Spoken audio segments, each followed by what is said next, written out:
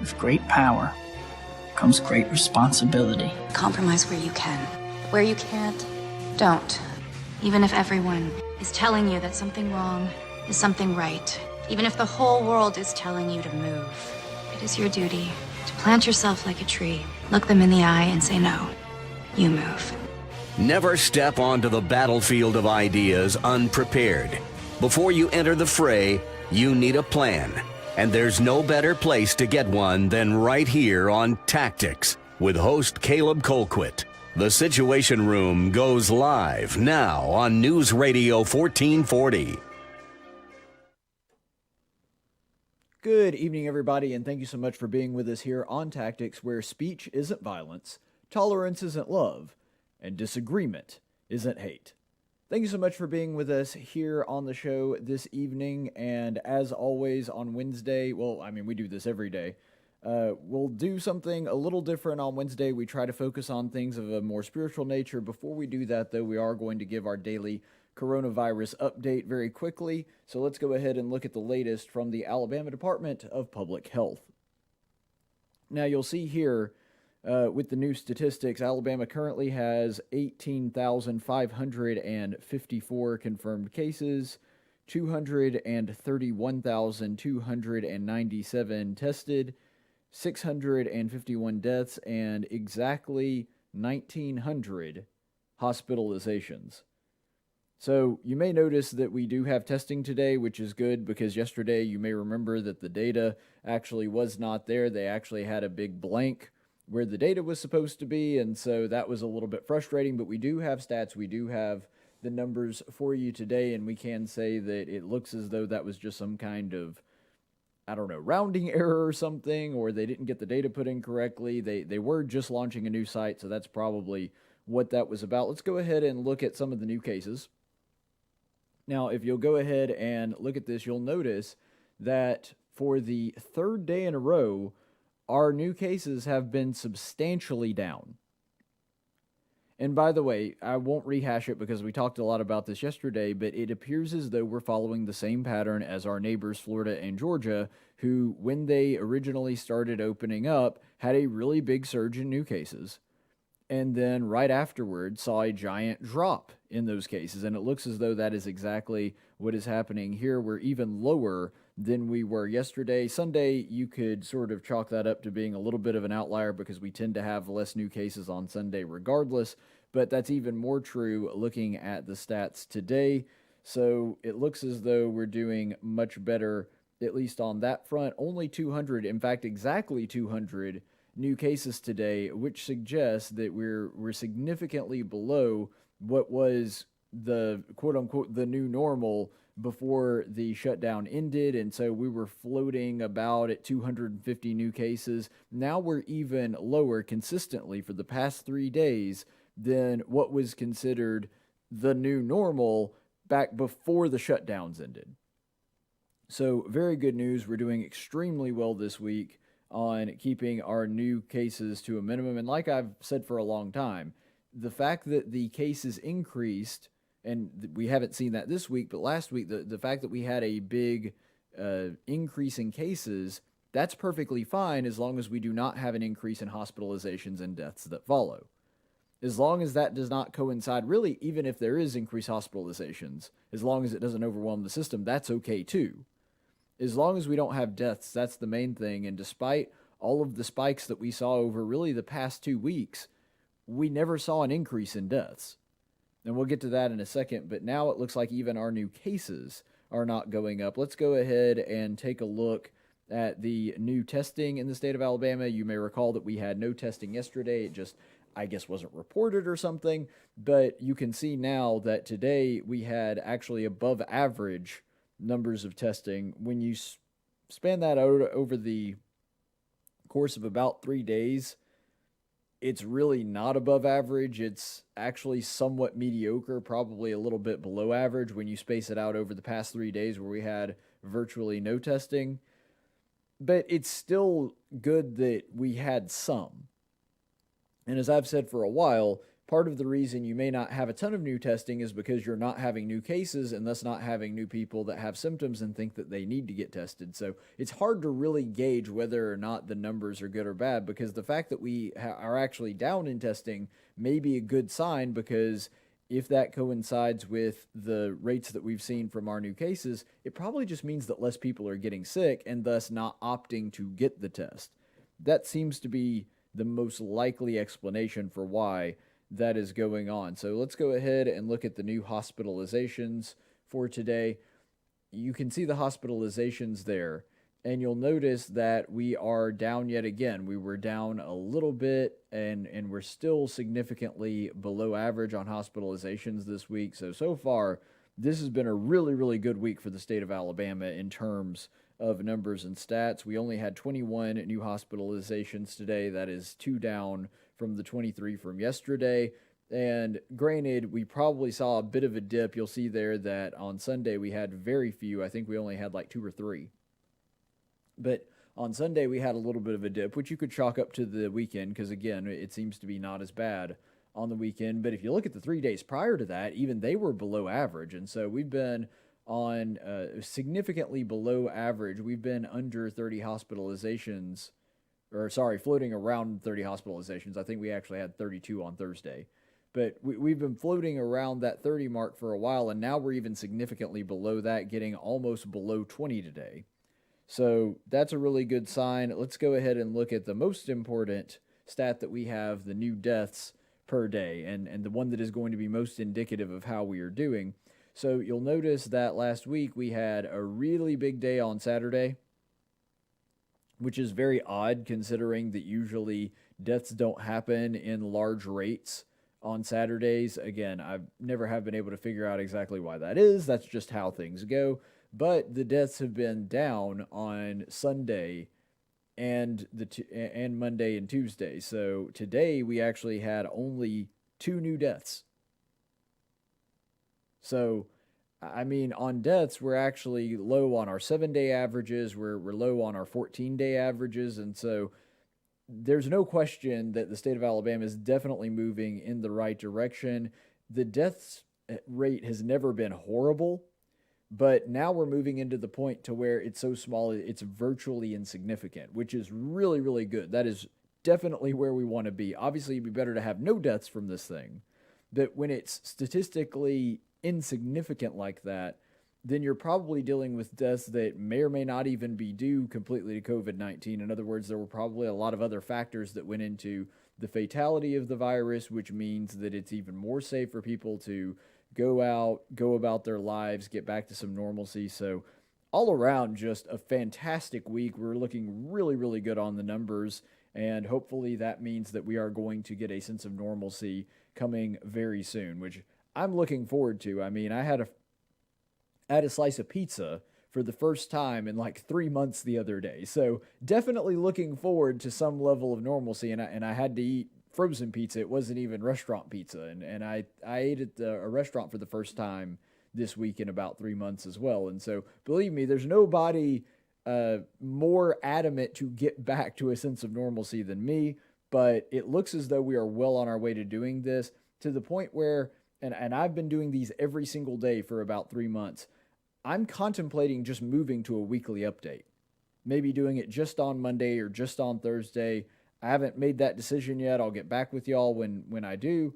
But honestly, I'm very seriously contemplating doing that, and this being the last week that we have a full week of coronavirus updates, because the numbers are just getting inconsequential, which is really, really good. That's a good sign. But unfortunately, what is not inconsequential, and this does relate to the coronavirus as well, is the handling of many people on the left when it comes to their treatment of the virus and how serious it is and how dangerous it is when it's something that they may politically agree with or they think that could politically benefit them, versus when it's something that they don't like or have some animosity towards. And there have been several examples of this, and I am going to do a comparison here, because the media and the left's treatment of the pandemic and how dangerous it is and how serious we have to take it has been incredibly heavy-handed on things like business, and especially churches. I've even been critical of our own governor here in Ruby Red, Alabama, for being ridiculously overbearing when it comes to worship services. And by the way, I've said this 1,000 times on the show. I'm just going to reiterate it one more time. Just because I believe that the state does not have the right to tell a church to shut down doesn't mean I don't think the churches should at least explore other options for engaging in worship. My own congregation, and I support this decision from my elders, decided pretty early on to go ahead and cancel services, and we have not reopened yet. To this day, we have not reopened. We're not going to, unless the elders change their mind, they're not going to fully reopen even by Sunday. And so even though the restrictions have been lifted, especially because my congregation has a lot of elderly people, like a lot of congregations, because of that, the decision doesn't necessarily fit the fact, or the decision doesn't necessarily have to be you should open churches. I just think that decision should be left up to the churches to make. Well, the mayor of New York City continues to say, no, you can't open up and you cannot worship. You cannot have more than 10 people in a place together in a place of worship. Bill DeBlasio, and this is what this has been his shtick for the past several months. He has such an animosity towards the Judeo-Christian worldview, and it comes across in his policy decisions. It's bad enough. I don't think that it would be a good thing for somebody that is hostile towards Christianity or the Jewish faith and the Jewish worldview of having one single universal God, that kind of thing. He's just I don't think that he's like a Muslim or anything, but I do think he is a very committed secularist. I think that he believes that religion on a whole is a negative, that it's not a good thing, that if there is anything that could be used to curb the mission of the church or the mission, well, there's not really a mission from the Jews. They're not really called to convert people. They just kind of are there. And that's just part of their theology, and that's fine.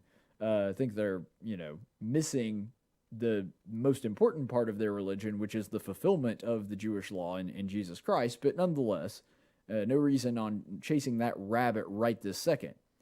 When it comes to Bill DeBlasio, though, he despises the Judeo-Christian ethic. And it comes across in the decisions that he makes as the mayor of New York City. And to illustrate this, there was somebody that actually asked him a question the other day about, why does it seem like there are two sets of rules? There's rules for normal people who want to open their business. There's rules for people who want to go to church and worship. And then it seems like there's a whole other different set of rules for the people that are protesting, and you've recommended that they go home and not protest. But you actually made it a law that they couldn't gather, that people in churches and people that wanted to open their small businesses couldn't gather and couldn't open back up. So why is it you're super heavy-handed on churches and small businesses, but when it comes to the protesters, you basically just said, well, please don't, but, whatever. And this is also a man, keep in mind, that said and tweeted out and made a public statement saying that he was proud that his own daughter got arrested in one of the protests. Now, I don't know all the details surrounding that. I didn't have time to study and look it up. I don't know if she was actually breaking the law. I tend to find it hard to believe that the New York City police would just arrest her for no reason. It's possible, but again, I don't know the details on that. But here's Bill DeBlasio answering that question when someone asked him, say, why does it seem like there's two sets of rules here? While you recommended that protesters stay home, for others in the city, you've enforced gathering bans, not recommendations. The retail store owner has been closed for 2 months and is experiencing financial ruin, been banned from opening his store. People from whom attending houses of worship are a regular part of life have been banned from doing so with more than 10 people. Now, you've expressed solidarity with this particular protest cause. Is that why it's been given dispensation to disregard all pandemic guidelines? I know you were asked about this yesterday, and you said there's such pain and anger, and you don't want people to hear that as you're not hearing their concerns. What about the retail store owner facing imminent financial ruin or the religious person who can't attend the house of worship? What about their pain and anger? So, Mr. Mayor, are we in a pandemic or not? And do we have one set of rules for protesters and another for everyone else? When you see a nation, an entire nation, simultaneously grappling with an extraordinary crisis seated in 400 years of American racism, I'm sorry, that is not the same question as the understandably aggrieved store owner or the devout religious person who wants to go back to services. This is something that's not about which side of the spectrum you're on. It's about a deep, deep American crisis. We have never seen anything quite like what we've seen in the last few days. This is a powerful, painful, historical moment. So Bill de Blasio basically saying, well, we do have two separate rules for protesters. We do have two separate rules for people going out and protesting and people in churches. But the thing is, it's different. They're not the same thing. There is a difference here. Well, no, the virus, that is astounding to me. This is the smartest virus we have ever dealt with. Because first we were told that the virus can tell the difference in Home Depot and Lowe's and your local hardware store. And apparently the virus can tell the difference in Walmart and Publix and your local small town grocer, or your regular stores that don't sell groceries or whatever, but that are retail establishments. Apparently, the virus knows that it can't spread in those locations, but it can spread in small businesses. And we were also told that the virus apparently just spreads like wildfire in churches, but the virus can't spread it at Lowe's and Home Depot and Walmart. And now we're told essentially that it's very different with the protesters because it can't spread in a protest. I mean, it'll definitely spread in a church, but it can't spread in a protest. This is one of the most insane things that I've ever seen. He's saying, well, basically, because he's not making that case, although that would seem to be the logical conclusion of what he's saying there. Because if his rationale is, we can't open up churches because it's too dangerous, but having people gather in protest, that's not dangerous, apparently. But here's the real issue at the core of this, because I think that this is a more accurate reading of what he's trying to say. Because he says that, well, it's just such a unique time in American history. There's so much pain going on. It's a unique situation, and because of that, we're allowing that to carry on. First of all, I don't want to get into exactly the whole back and forth between the riots and the protests, because of course the riots are wrong, but it seems as though a lot of these leftist governors and leftist mayors are not really taking a whole lot of heavy-handed approaches to the rioters, or not really going out of their way to stop them. But what is interesting in all of this is that they've basically said you can't gather together in a church, in a place of worship, and you can't go to your local small business because the virus is out there and we have to save lives. This is the response that has been adopted by virtually everybody. But when it comes to a protest, well, the thing is, if we crack down on those, that might reflect badly on us politically, considering that those are, it's a cause that our people are sympathetic to. It's a cause that our base is sympathetic to. And so we can't crack down on those. And so we have to come up with some kind of cockamamie story about how it's just such a uniquely painful time that it's justified. So let me understand this. Church, which is the first thing that is listed in the First Amendment, non-essential, we can do away with that because it's just too darn dangerous. Protesting, by the way, also a right in the First Amendment. It's not the first one, but it's listed directly after freedom of religion.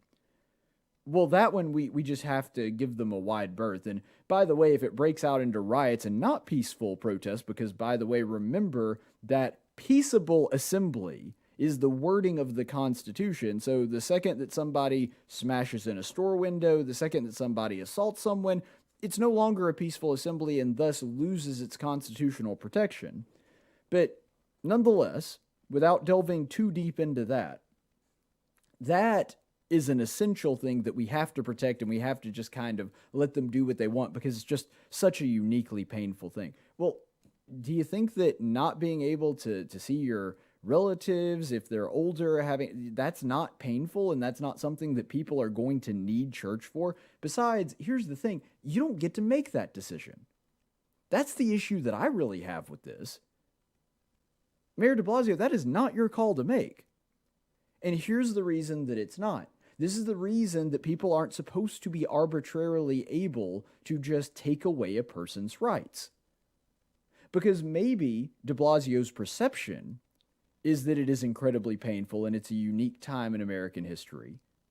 But other people's perception might be that, well, it's really not.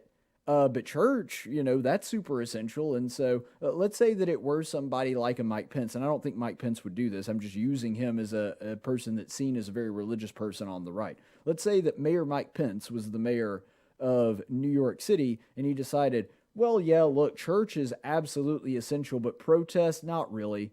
They're both rights guaranteed by the First Amendment. And so he just decides, you know what, we're going to continue to do church, but the second anybody tries to protest, the second anybody shows up that's a member of Black Lives Matter, well, the thing is, it's just too darn dangerous.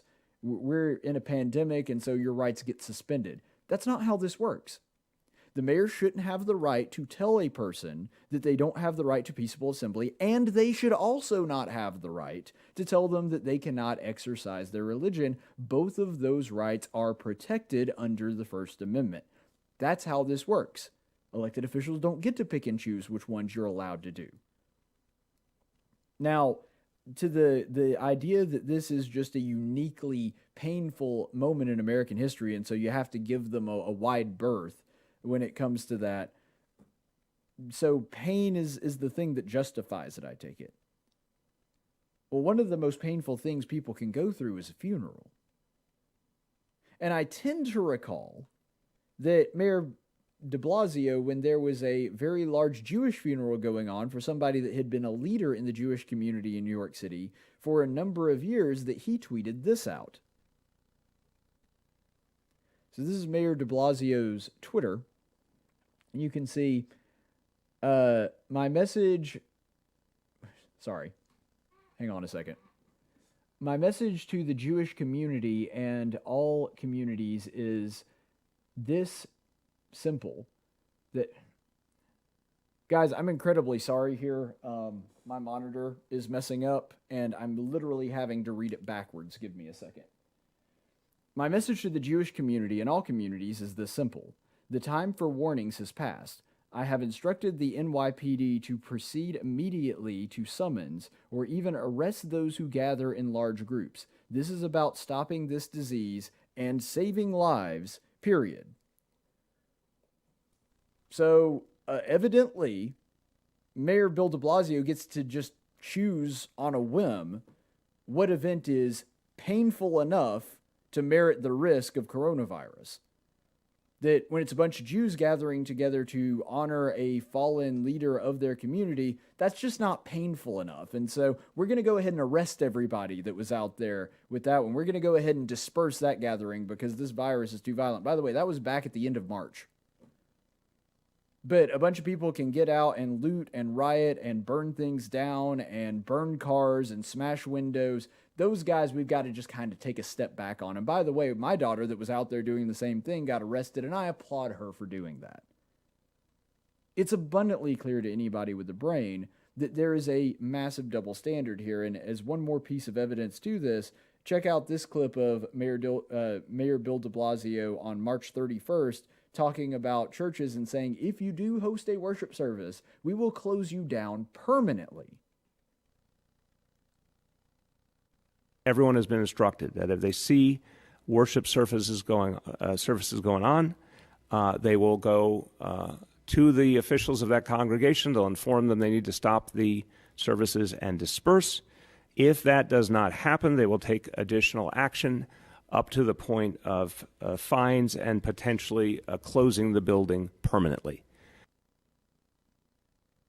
It's just so abundantly political. Bill de Blasio has a disdain for Christians and a disdain for Jews, and he doesn't like the Judeo-Christian worldview, and so whenever they do something exercising their own constitutional rights, we're going to come down on them as hard as humanly possible, and we're even going to try to get the citizens of New York City to go around and snitch on their neighbors, and if they see anybody gathering in some kind of religious institution, in some kind of religious worship service, if people start seeing them gather, we want it to be like 1984, where the citizens are reporting on the people that are not complying with the law and let us know so that we can show up and disperse the crowd. That is Bill de Blasio's standard for people trying to participate in a religious ceremony. But to anybody that is going out there and protesting the George Floyd thing, then they have to be allowed to do that. Here's the thing. I don't really understand the purpose of the protest, to be perfectly honest. And I 100% sympathize, and I've said this on the air several times now. I mean, I don't know of anybody on the right that is even contesting whether or not the George Floyd thing was outrageous, that cop ought to lose his job and also be charged legally. But here's the thing. All of that has happened. This is the thing that I don't understand about the protest. Because when it comes to this thing, George Floyd, that's the calling card, isn't it? Justice for George Floyd. Well, the cop that did that to him and killed him and leaned on his neck like that with his knee, he's been fired. He is currently being charged with third-degree murder and manslaughter, too, if I'm not mistaken. And virtually everybody agrees with that decision.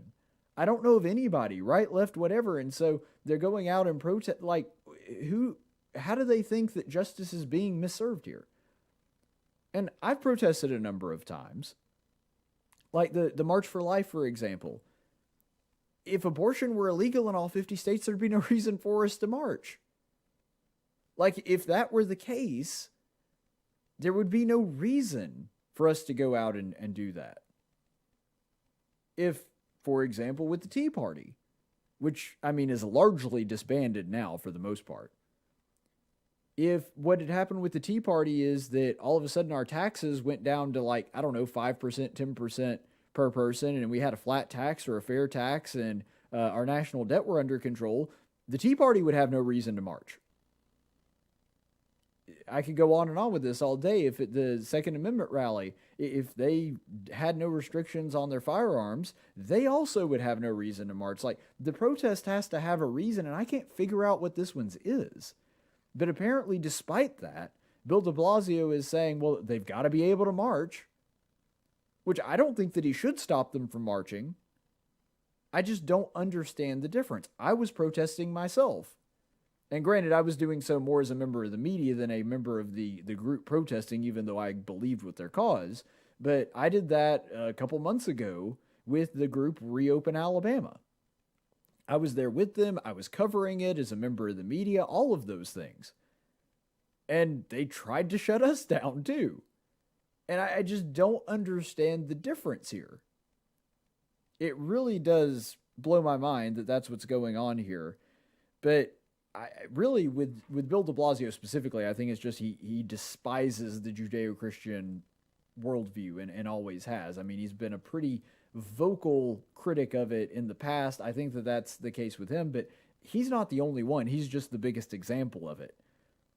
There are Democrat mayors and Republican mayors that have adopted a very similar strategy, and here's the underlying problem that I think is really going on here. I think that this is the source. Everything that we're seeing are the symptoms. The disease itself, the virus itself, is rampant secularism.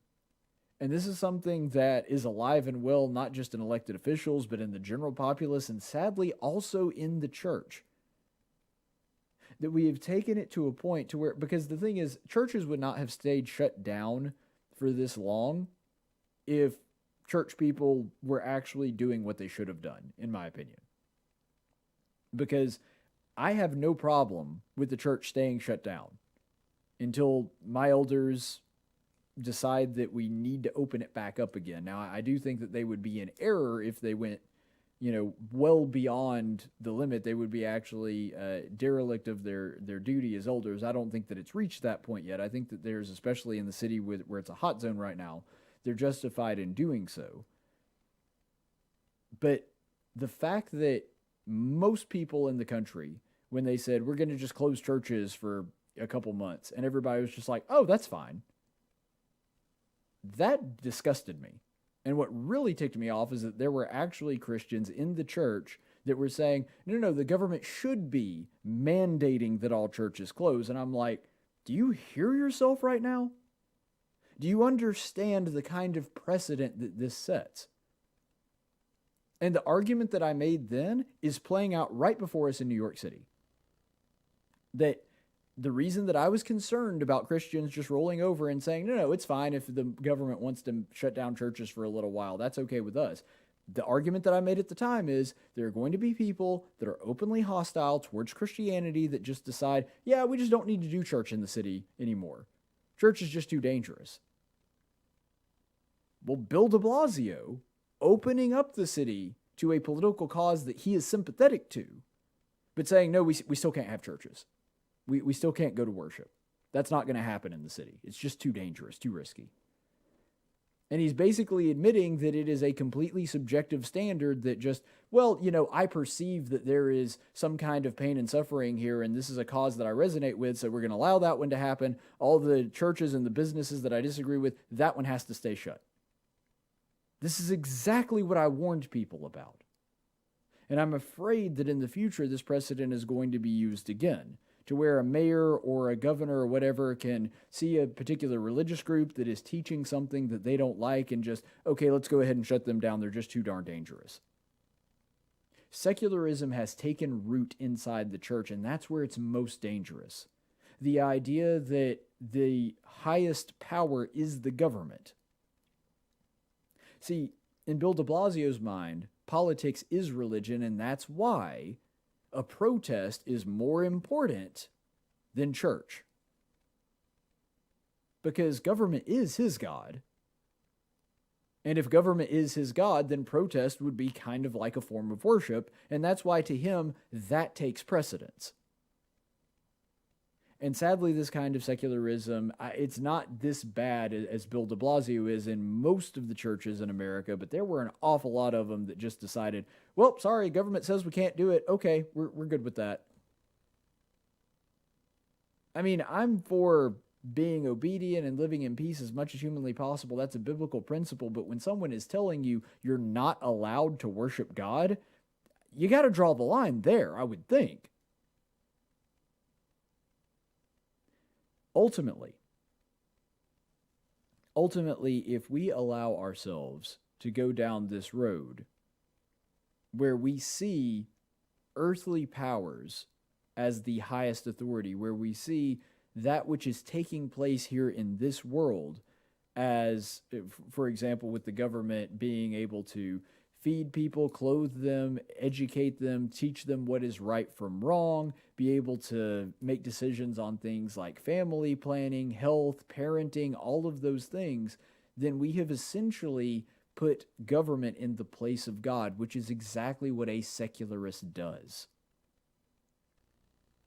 And I'm terrified that a lot of people in the church have advocated God's throne in their heart to the world. Stay the course, friends. Tactics is a production of News Radio 1440 and Cumulus Media Montgomery.